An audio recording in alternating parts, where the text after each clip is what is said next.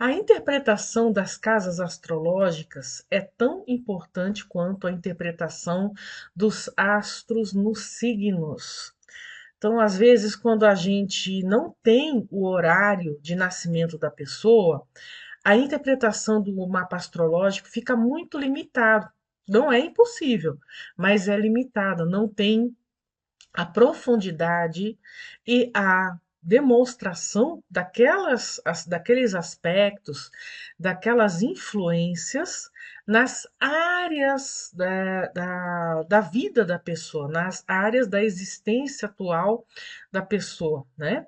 Por isso que quando a gente pede os dados de nascimento, o horário de nascimento é fundamental. Afinal de contas, é a partir do horário de nascimento que nós conseguimos delimitar essas áreas no nosso mapa astrológico.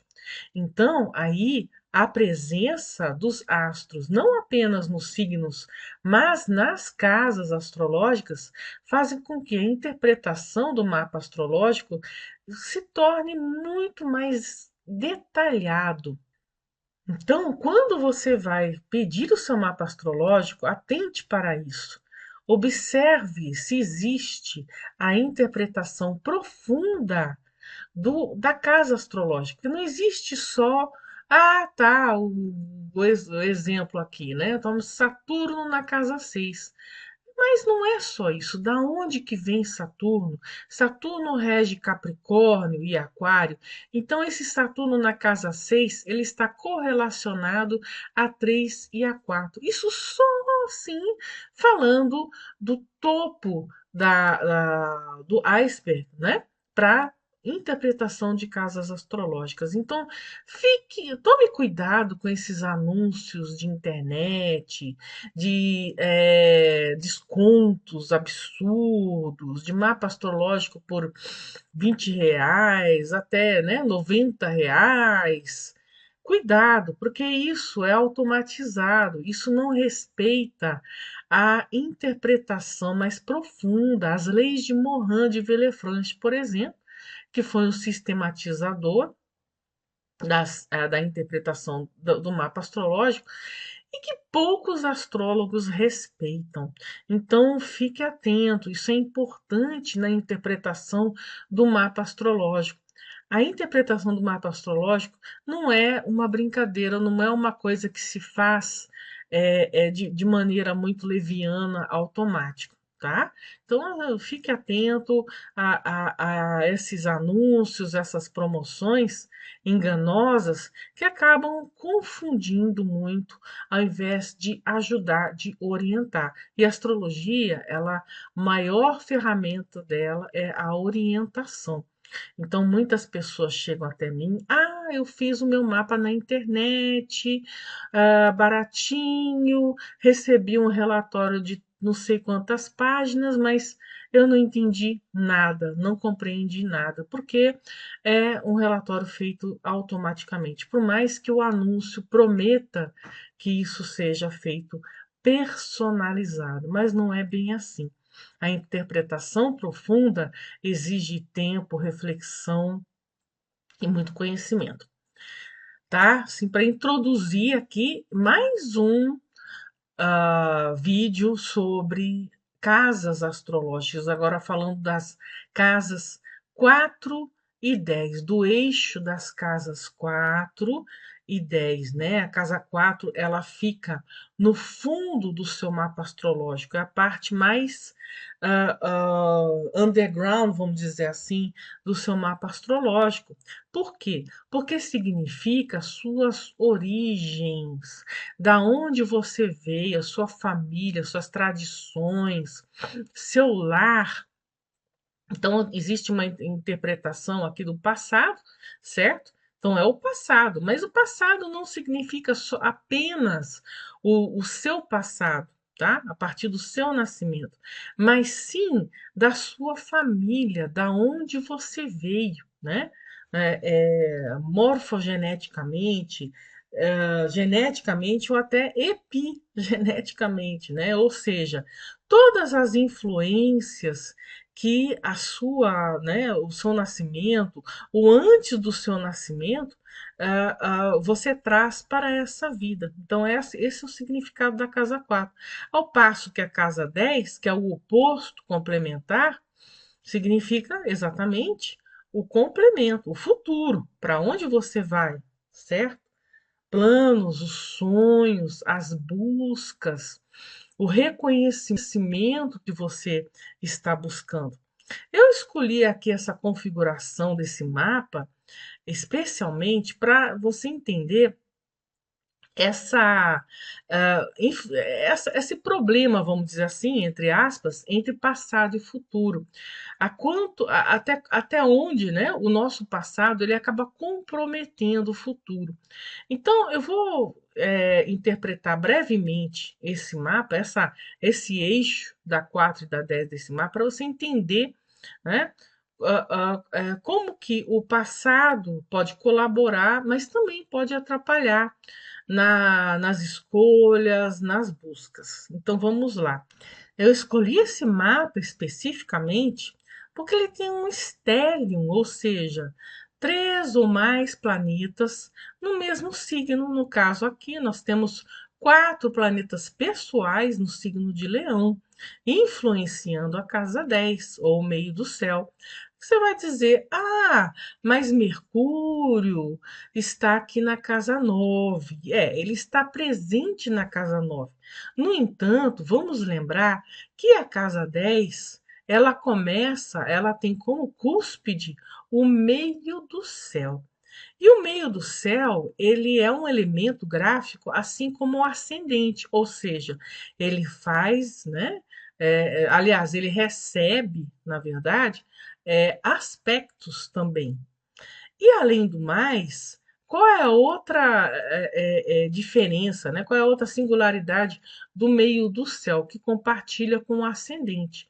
É a orbe dele, né? Ou seja, os astros que estão distanciados a 10 graus, até 10 graus dele, já são considerados como conjuntos a ele, ou seja, eles estão influenciando a casa 10, que significa cúspide da casa 10. Então, da mesma forma que o ascendente 10 graus antes tem essa influência, existe essa conjunção com o ascendente, o meio do céu, mesma coisa.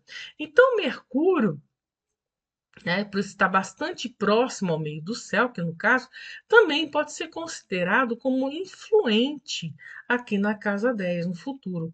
Então, a princípio, esse mapa, né, esse indivíduo, essa pessoa, ela é preocupada, ela busca esse sucesso. Estamos falando de Leão, certo? Leão quer o destaque, o sucesso, quer se tornar, vamos dizer assim, o rei, entre aspas, do pedaço, né? Quer ser aquele, o mais importante, o magnânimo, né? Daquela situação, sim, né? Seja qual situação, qual escolha, qual plano, qual sonho tenha esse indivíduo. Então, nossa, é muito importante.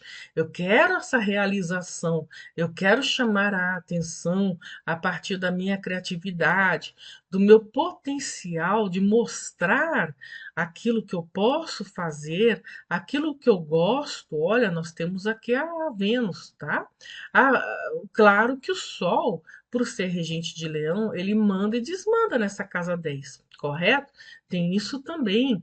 A gente sempre tem que olhar quem é o dono da casa, quem é o cara aqui, né, o planeta, que vai dizer, bem, aqui sou eu que mando, vocês outros estão, né, sob a minha escolha, sobre a minha ordem. Então, o Sol aqui, fazendo conjunção com Vênus, né, Vênus quer gostar de, aí Vênus coloca aquela nuance de, bem, eu quero me projetar, eu quero ter sucesso nas minhas buscas, no meu futuro, mas tem que ser algo que eu goste, que eu ame, né? Vênus ao planeta do gostar de. dos relacionamentos. Então, quando a gente tem Vênus muito próxima do Sol, nós temos um relacionamento com a gente mesmo muito bom. Isso se chama autoestima. Tá? Outra coisa, a Lua, né? Então, esse dia, vamos dizer assim, é praticamente um pouco depois da Lua nova em Leão, né? Então, algumas horas após a Lua nova em Leão, e então, os dois luminares presentes em Leão significa um compartilhamento aí, tanto objetivo quanto subjetivo, dos planos para o futuro, dos desejos para o futuro. Então, é como se o consciente estivesse planejando algo para obter esse sucesso, ao mesmo tempo o inconsciente está aprovando essa busca, está satisfeito com essa busca, não oposto ou, né? Então é como se, né, a grosso modo, eu estou de corpo e alma nessa busca, nesse propósito. Tá? E Mercúrio em Leão também. Mercúrio já é o intelecto, a capacidade de se comunicar, de pensar, de planejar. Então, Mercúrio aí se aproximando do meio do céu, ainda, né, presente na casa 9, ele leva da casa 9 todos os preceitos éticos, as crenças, a fé, aquilo que a gente viu lá no vídeo anterior do eixo da casa 3 da casa 9, também acaba sendo importante nessas buscas, também acaba sendo importante no planejamento, na estruturação, tá? Puxa, muito bom, muito interessante, né? E outra coisa também, a Lua regente de Câncer também vem da casa 9, tá? Então, só para vocês entenderem, né, esse vídeo tem aí um objetivo também de vocês começarem a entender o quanto é importante valorizar o trabalho do astrólogo de verdade, né, gente? Porque ninguém vai fazer um trabalho desse por 20, R$ 30. É isso que eu quero chamar a atenção de vocês, tá? Isso é um trabalho profundo. Então, às vezes o barato sai caro, vocês acabam se tornando decepcionados com um trabalho aí que, entre aspas, anunciado aí na internet, prometendo, né? Nossa, aprenda astrologia em um fim de semana, faça seu mapa astrológico por R$ 90, receba um relatório. Tudo conversa mole. A interação com o astrólogo é muito importante. Não é como se você fosse até um McDonald's, pedisse um lanche e saísse, né? O McDonald's feliz, lanche feliz e saísse feliz. Não é isso, tá? E então, só para vocês terem, né? A gente só está vendo a ponta do iceberg nessa interpretação, para vocês entenderem a casa 10. Mas vamos à questão do problema, né, de certas oposições e certas configurações aqui, como no caso aqui da casa 4, tá? Na casa 4, o que, que a gente tem aqui? Bom, é o signo oposto, óbvio, né? Se na casa 10 você tem Leão, o que, que você vai ter na casa 4? É sempre o signo oposto, é Aquário, tá? Então, aparentemente, se você olhar assim, numa interpretação bem superficial, vai dizer: nossa, essa família, o passado dessa pessoa foi extremamente livre, comunitário, como se essa pessoa tivesse sido criada numa república hippie, né? De liberdade, de não ter autoridade, de, poxa, tranquilo, né? Meus pais sempre foram muito amigos, foram mais amigos do que autoridades. Mas tem um probleminha, né? Quando a gente só olha o signo, a gente pensa assim, mas olha quem está aqui. Nada mais, nada menos que Plutão. Então, a gente pode até, olhando o signo aqui de Aquário, lembrando da regência de Aquário por parte de Urano, tá? Urano em Gêmeos. Então a gente pode até, puxa, é uma comunidade até muito intelectual, que gosta de se comunicar, que gosta muito do conhecimento, da cultura geral. Bacana. Só que quando a gente não, né, olha Plutão, a gente acha que está tudo bem no passado, na família, nas origens dessa pessoa. E Plutão, ele representa, ele não vai dizer, não vai deturpar o significado de Aquário, né? Aí o signo onde ele está. Mas sim, ele pode demonstrar que existe nesse passado, nessa família, uma situação plutoniana. O que que é uma situação plutoniana? Como eu falei já em vídeos anteriores, as transsaturninos, eles podem é, ter um significado exógeno, ou seja, ter um significado de uma pessoa, ou, né, aí no caso, algum membro da família que age de maneira plutoniana, ou seja, controladora, destrutiva, centralizadora, é, muitas vezes também, se for o caso, né? Uma pessoa que traz algumas perdas ou alguns traumas de infância.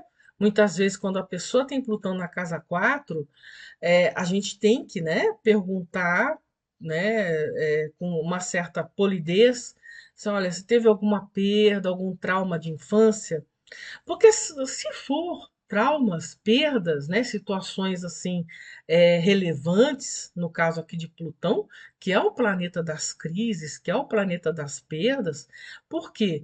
Porque essa oposição de Plutão com os quatro astros em Leão pode significar o seguinte: bom, essa pessoa, claro, é extremamente cheia de sonhos, cheia de projetos para apresentar, cheia de desejos para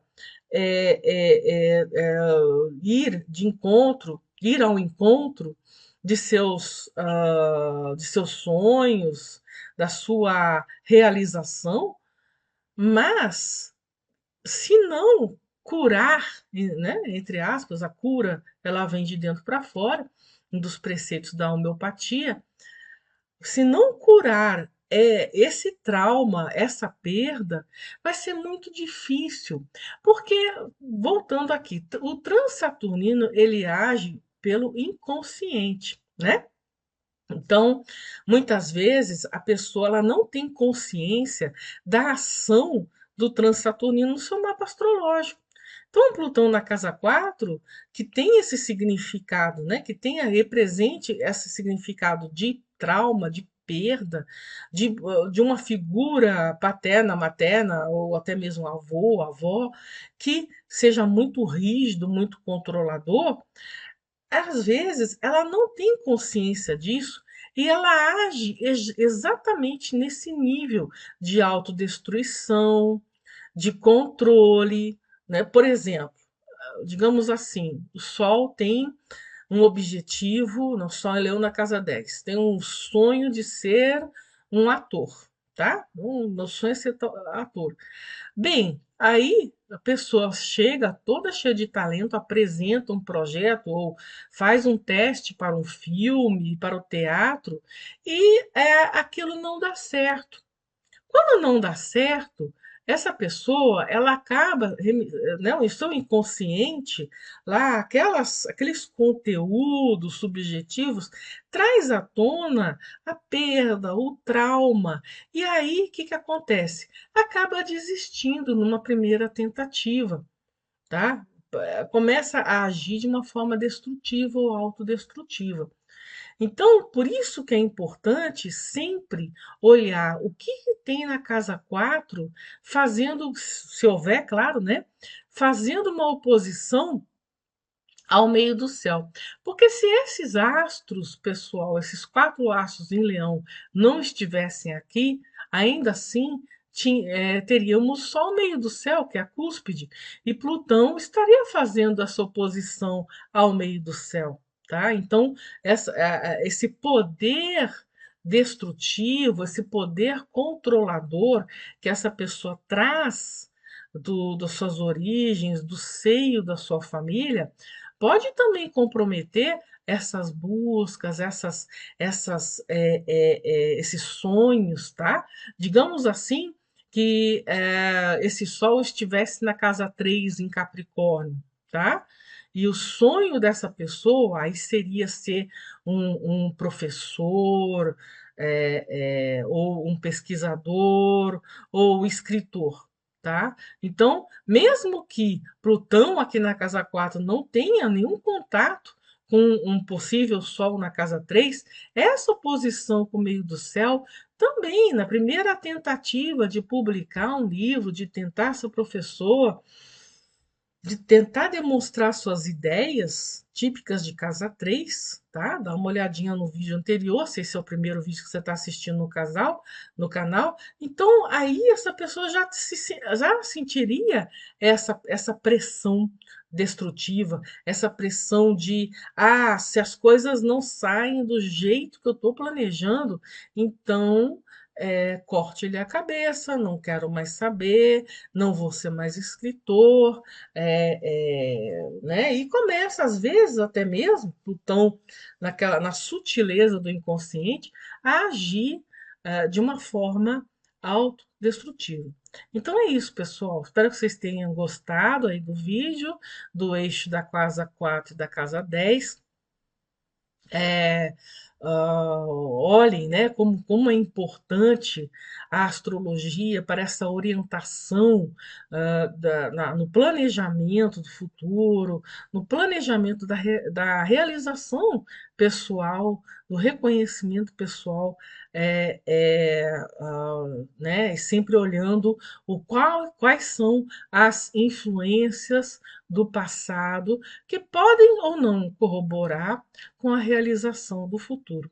Muito obrigada e um abraço leonino para todos.